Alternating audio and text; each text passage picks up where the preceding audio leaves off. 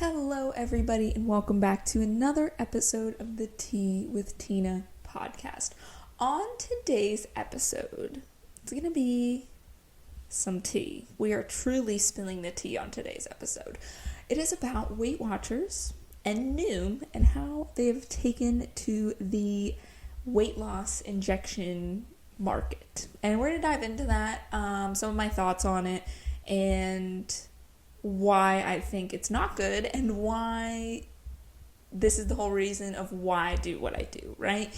There are some situations that I feel like this weight loss injection can work for people, but the way it's being marketed is to like the everyday person who wants to lose weight. We're going to go over that as well. You know, everything has pros and cons. Everything has benefits and risks and whatnot, and that's what we're going to discuss today, and a little bit of tea on it. If you're just here for the tea and the gossip, that's cool too. But without further ado, we are going to dive right in. How I stumbled upon this, I get a weekly fitness article emailed to me just with the happenings in the fitness business space. It's kind of like stock market-y a little bit too. I'm not the stock person. My husband's really into stocks, but it does show like, hey, this person acquired this company and yada yada. It's a little boring, but kind of interesting.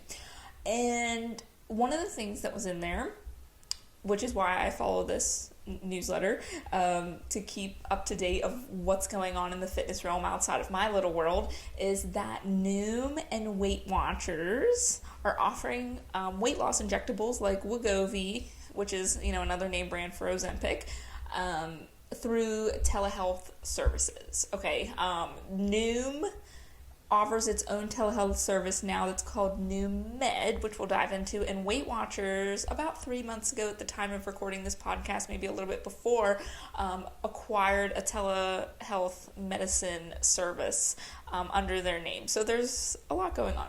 I'm referring to a Good Morning America article that sums up everything pretty well, so you're going to see me, for those of you on YouTube, watching me, kind of glance through these, because it's a good, like I said, summary of things, but I'm going to kind of stop at different points, and we're going to dive into the different topics, okay? So let's get started. So Noom is an app that helps people track their eating and exercise habits. They're now offering prescriptions through a new telehealth platform known as a Noom Med. The company said Noom Med will be available to people who meet certain requirements, okay, such as BMI of 30 or higher, and who are members of Noom Weight, which is a $42 a month program that offers psychological tips to help with weight loss. The cost of Noom Med will be $49 per month and includes interactive patient education, a psychologically aware curriculum, and a suite of comprehensive nutrition and exercise tools, according to the company. Users who qualify can be prescribed weight loss medication after undergoing comprehensive lab work and a health evaluation by a board-certified physician or a physician-supervised nurse, according to Noom. Okay, so this is a lot to unpack here. Let's just pause here. I'm not super involved with the Noom world, but there are a couple reputable fitness professionals that I follow in the space. One of them being Justina Ericol. I don't know if I pronounced her last name wrong. I apologize if I did not. But she is good at keeping up with this and kind of pointing out why things can be not so great. And she did a video on Noom, and from what I've seen, Noom has rebranded because they were pretty much like promoting themselves as like, oh, we promote balance, we're so great, you can eat whatever you want, but then they were prescribing like 1,200 calorie diets. So they kind of rebranded themselves now, and they're a little bit more like mysterious with their advertising, I'd say. They're a lot more generic. Not necessarily generic, but like they don't give you a whole lot of details with, like, if you look at their ads and things like that, it kind of makes the consumer question like, I want to know more about this. There's not a lot of information. They're not very upfront. Even with pricing, like I had no idea how much Noom cost. Like when I would see the ads, I actually like looked into it because I wanted to try it as an experiment, because I've had clients who've tried it or were thinking about trying it, and I'm like, what is this all about? And Justina, she actually does that. She does get a subscription, and she kind of goes into the ins and outs of it. But so that's the one thing that kind of is a red flag for me, that they've already kind of rebranded. I mean, hats off for them, little golf clap for them for, learning to adjust in a market as a business, because it does suck when you get called out and you're that big and well known, and then you pivot. So I do say hats off to them, but it seems like they're kind of just pulling a move like Comcast, if anybody's familiar with Comcast. They pulled an Xfinity, you know, like they just rebranded so they didn't have negative association around them anymore, but they're still kind of doing the same stuff. They did not change their name, but they're just like shifting their market.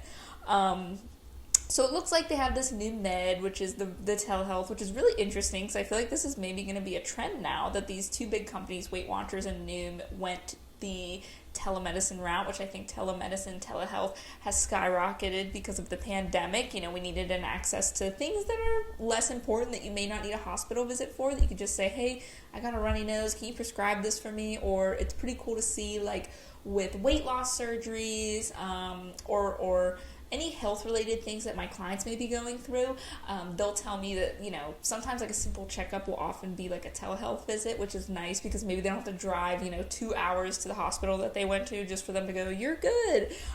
It can just be, kind of taken care of with a phone call. So there are some benefits to it. But it looks like to be prescribed this medication, you have to have a BMI of 30 or higher, so you do have to be considered overweight. BMI is questionable. That could be a whole other podcast topic for another time. So depending on the person, you have to be a subscribing member, okay, so money. And then you're going to be paying an additional $49 a month. And I'm assuming this doesn't include the actual medication. So you just kind of get interactive stuff on top of your program. So now you're paying like $91 a month. That's really interesting. And then users who qualify can be prescribed weight loss medications after undergoing lab work and health evaluation. So yes, I mean, I'm glad they're putting stuff in place like, hey, you have to meet these criteria. So it's not somebody who maybe has like an eating disorder who's trying to lose weight. I'm sure there's probably ways to get it. But like, let's say you have an eating disorder and you're trying to do it to lose even more weight, like, and it's unhealthy, or maybe you have underlying health conditions where you can't take this medication because it'll further some things. Like, okay, that's cool. I'm glad that they do it. But there are some things to think about in this space, because just because somebody's overweight or maybe pre-diabetic doesn't necessarily mean that they should be prescribed this medication. Have they tried all of the other outlets first? A perfect example would be me. Okay, I want to share me. I do have a couple podcast episodes about birth control. Way in the beginning, I am kind of like a hormone junkie. Hormones are very confusing, and I think they're very confusing because everybody is so different. You can have 5 women from the exact same environments, same backgrounds, but for whatever reason, their hormone levels might be slightly different, and all the different types of hormones, sex hormones, thyroid hormones, whatever, and because you have genetics, environment, what you consume. But if the girl number 1, her hormone levels are 0.1 milligram or even microgram higher for estrogen versus the other girl, and she gets prescribed the same type of birth control as the other girl, they can have totally different side effects, okay? It's crazy. There's no true science to it from what I see. There's really no pattern saying if you're this X type of person, you're going to have this reaction, or if you have this genetic component, you have this reaction. So because of that, I've had a long journey with birth control. And if you guys are new here, or maybe have not listened to the episodes where I talk about it, I do have PCOS, polycystic ovarian syndrome, which is also kind of like a blanket term for saying that I have really irregular menstrual cycles and hormonal imbalances. There's different categories and things. Like, I'm leaner. I have lean PCOS. People with PCOS tend to be more overweight. They're at higher risk for diabetes, insulin resistance, which I do not have insulin resistance. I got tested recently, but I have super irregular periods. And because of that, I've made the personal decision to go on to birth control. And through my journey, I've tried, an IUD, I've tried different types of pills, and for one reason or another, they give me negative side effects. But how this relates to Ozempic and the weight loss injections is you do have to weigh your pros and cons at the end of the day, okay? So, for somebody who's overweight, if they've tried everything else, working out consistently, eating a nutrient-rich, balanced diet, mindset techniques, stress relief, drinking your water, supplementing to fill any nutrient gaps, like doing all those things, and it's been months and months and months and they still haven't been able to lose weight, then yes, I actually had a client exactly in this situation. I talk about this in the podcast episode that I made about Ozempic, so if you want to listen to that, I'll link that in the show notes. But I've had this happen before, and I think that's a time and place, but the amount of people who actually need that might be like 1 in 10. Okay, it's not going to be all the people that are just like, I don't feel like trying a diet, or maybe they haven't dieted the right way, maybe they did crash diets, or they didn't really follow through, maybe they were good Monday through Friday, and then they went off the rails on the weekends, so they weren't really dieting. They were just super stressed out. They're not as consistent as they think they are. There's a lot of reasons, and they're like, well, this is too much work, just give me the weight loss injection. And okay, you have a right to try the weight loss injection, but you just have to know what comes with that. There's more and more things coming out. We don't know the long-term effects of this as far as how it affects our health.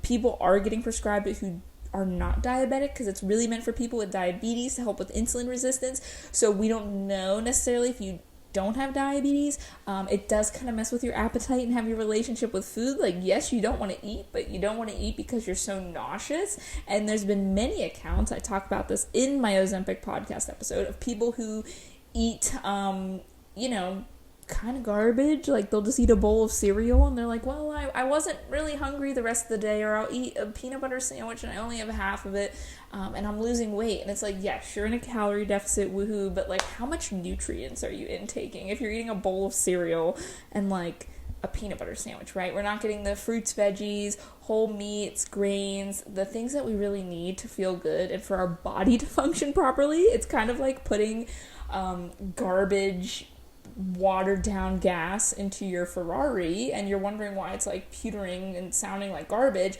versus putting high quality gasoline filled with, I don't know what's in gasoline, but filled with high quality gasoline stuff. I apologize for any of the car lovers out there. If it means anything, my dad is a car salesman and mechanic. I should know more about cars than what I do. So you gotta weigh the pros and cons of that. Like, I truly believe there are probably some people who struggle with diabetes and maybe they don't want the injections, or they're suffering with some symptoms and they tried to eat healthy and the weight's just not coming off for one reason or another, and the injection would be a great option for them. Just like with me, I'm a fitness trainer. I really go out of my way to try to eat a well-balanced diet. I move regularly, I drink water, take my supplements, I do all the things, I prioritize rest, stress management, boundaries, and still my symptoms haven't really improved. I think it helps keep them at bay, and I've said this before, I really do think it keeps them borderline. I could have way worse symptoms and have worse flare-ups if I kind of just like, screw it, I'll do whatever. But birth control has kind of helped in my journey to find the one that works well. When it does work, it does help keep things at bay, and I weigh the pros and cons. And because trust me, we could get into a whole podcast episode on this, but there are side effects of birth control, and birth control is kind of demonized in the health and fitness space because it's artificial. People kind of take a black and white, all or nothing approach to it, and I've kind of felt that way when I first started to use it and had negative side effects as well. But like anything, again, it's you weigh your pros and cons. Me, without being on a pill, would cause me to not get my period for months at a time, which could potentially be unhealthy for your uterus, and you increase your risk of getting certain cancers from that. And it also just messes with my hormones. It's not healthy to kind of go through the hormone cycle, so that's another reason I kind of choose to do it, to keep me sane. Some of the hormones I do get benefit me positively. Like I said, there are some risks, but I'm a generally healthy person, so my benefits outweigh my risks, right? And there's been periods of times where I took a break from it, or I tried something different, and that's okay, right? I think things are going to ebb and flow, and yes, sorry I started to ramble a little bit, but I hope that makes you kind of understand a little bit more the comparison of, the weight loss injection, of how it can be a choice. And I'm not saying that, it's not for anybody and it's the devil, but, there are some easier, lower risk options that I think other people can try before resulting on that. And I think that's what comes down to medicine in general, is no medicine is bad. Like, most medicine is created because there was a need for it or somebody's trying to solve a problem. I think there's just specific instances where maybe it needs to be used and it's not meant for like everybody, and Ozempic is definitely one of those that just caught wind of a trend in the media, and you see celebrities or rumors of celebrities using it, like the Kardashians and things like that, and everybody like suddenly wants their hands on it because it just seems like a miracle drug, right? These come about every 5-10 years. But we'll move on. So Weight Watchers, we kind of covered Noom, about the route they went. Weight Watchers, which they're now WW, which is just Weight Watchers, made the same move. In March, Weight Watchers announced it had acquired Sequence, a subscription-based telehealth platform that provides telemedicine appointments with doctors who can prescribe popular medications like Ozempic and Wegovy. So, you can kind of see where these companies are going. My thoughts on the situation is that Noom and Weight Watchers got a bad rep from fitness professionals like myself. I've never really dedicated my life to crap talking them, but you may have heard me talk about them a couple times. I've had clients who've went through and, they said it's really not worth it. People like their companies because they're low cost, they're popular, you see celebrities affiliated with them, and like I said, it's convenient, it's cheap, whatever. But they can offer these low, cheap prices. Man, these dang construction vehicles, I hate it. But they can offer low prices because they're so big. They tend to millions of people, where someone like myself, where I only have a small roster of clients, 10 to 20 at a time, you're going to get much more personalized, individualized attention from me, and, not garbage like that. But that's what happened, is a lot more fitness people, I feel like, called out Weight Watchers and Noom and maybe gave them a negative rep, and maybe more people are shifting their focus to more independent trainers to support their businesses and things like that, with the rise of online coaching and just even going to gyms and them opening up again because of, the end of the pandemic. And I think it took away from their business. So they were probably losing profits. They were losing, the household name.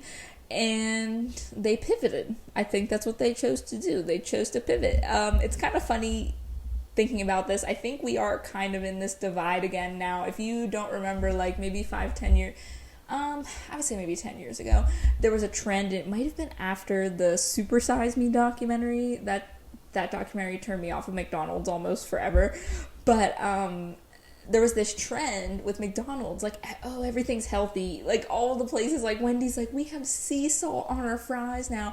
And McDonald's is oh yeah, we have apples and grilled chicken and fruit and yogurt parfaits. And I think it's funny how businesses pivot. And I think we're pivoting away from healthy anymore. And it comes and goes. It's going to come again. The pendulum's going to swing again.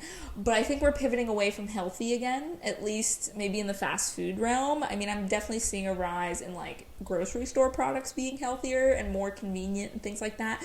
But I was just talking with a client the other day, and I was saying oh yeah, doesn't McDonald's have a fruit and yogurt parfait? You can get that instead of the fries. And I looked on their menu and I was shocked.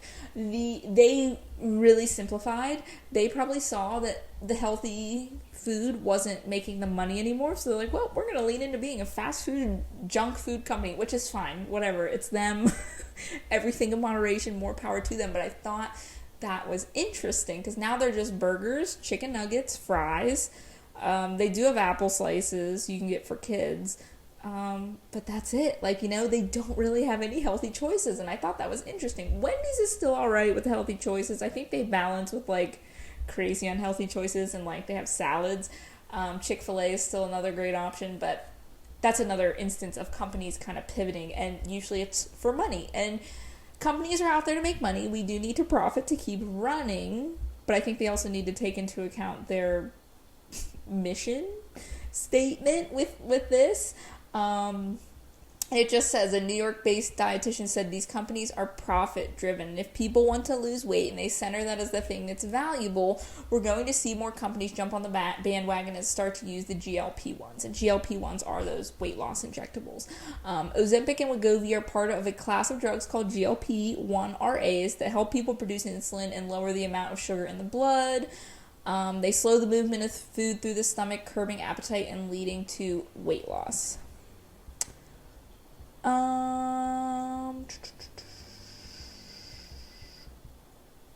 It's talking about the drugs. Without insurance coverage, the cost of medications can run over $1,000 per month. I mean, with the cost of coaching, industry standard is anywhere from $250 to $500 a month for full premium online coaching. You're talking customized workouts, customized nutrition with, weekly check-in calls or recordings, and that's only $250 to $500 a month, a fraction of what this medication is. And you can at least invest in habits to better your life for the long run. You don't have to deal with all this crazy stuff. And what happens if you stop taking the drug? You can't afford the $1,000 a month. You're going to gain all of the weight back. And who knows what the withdrawal symptoms are for something like that. And, this dietitian comments again, what I've seen with patients on these medications is that it drastically changes their relationship with food. So this idea that this is an easy fix is completely not true. There are tons of side effects that go on with this medication, and people are actually sacrificing quite a bit to have thinness and live in a smaller body. That's the other important thing. Do you desire being thin and at a certain number so much that you would rather do that than, try to tackle and get to the root of your relationship with food and better your relationship with food? Again, it's weighing your pros and cons. Just like with weight loss surgery, a lot of people are at a really dangerous weight, even if you look at my 600-pound life or my 1,000-pound life, whatever. These people get put on really, really strict diets. I don't know how healthy they are, but maybe they need to take these extreme measures because if they're at this weight for even one more day, they could have a heart attack within an hour. They're just so overweight, they can die at any minute. And I think that's why these extreme protocols are in place. So, I can definitely see instances, again, where this is used, but it's such a small percentage of the population. Like I said in my Ozempic podcast, such a small part of the population that, the everyday person who's trying to lose 20, 40, 50, heck, even 100 pounds, I would try diet and exercise first, honestly. And that's kind of an issue that we have today, too, is a lot of people, we're so busy and we're so out of touch that God, I sound like an old person, but we're so busy, we're so out of touch that we don't even stop to kind of listen to our bodies, and we don't want to put in the work to find the root cause. And don't get me wrong, it's hard, it's not easy, it's not the easy route, but if you find the root cause, you can nip things at the source, and once you do discover things, you're usually good to go for life. And it's such a better transformation as opposed to putting a band-aid on something and half-assing it, for lack of a better term. So something to think about. So yeah, I did just want to kind of give some tea in there. Weight Watchers and Noom now apparently acquired telehealth of some proportion where they can prescribe weight loss medication, which is kind of interesting because then that just goes to show you that they're really there for the money. They probably want to acquire the people who don't feel like putting in the work with a Weight Watchers program or the Noom program. They just want to increase profits. I don't think it's as much about helping people.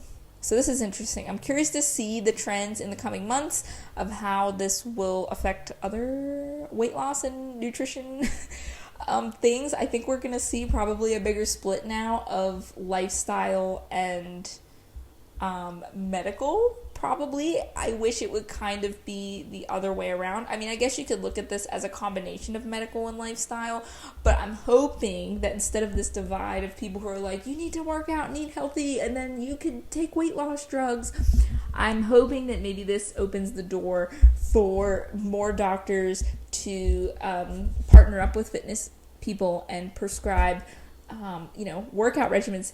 Your blood pressure is high and you could lose 20 pounds. So before I give you medication, let me prescribe you 12 weeks with a personal trainer and dietitian. And, we're going to see how that goes. They're approved through our insurance. We partner up with them and let's see if we can get the weight off. Let's check your blood pressure again and we'll reevaluate. That's what I would love to do. That is what I'd love to see for the fitness space. I want to see fitness, nutrition, and the medical space to kind of be all-encompassing. We do have that with physical therapy to some extent, but even that is a little bit watered down. So it's a little complicated, but that's the vision I would have for the future of health and wellness. So yeah, we're going to wrap this up. Let me know your thoughts down below in the comments for those of you on YouTube. Where do you think this direction's going? What are your thoughts on the weight loss drugs?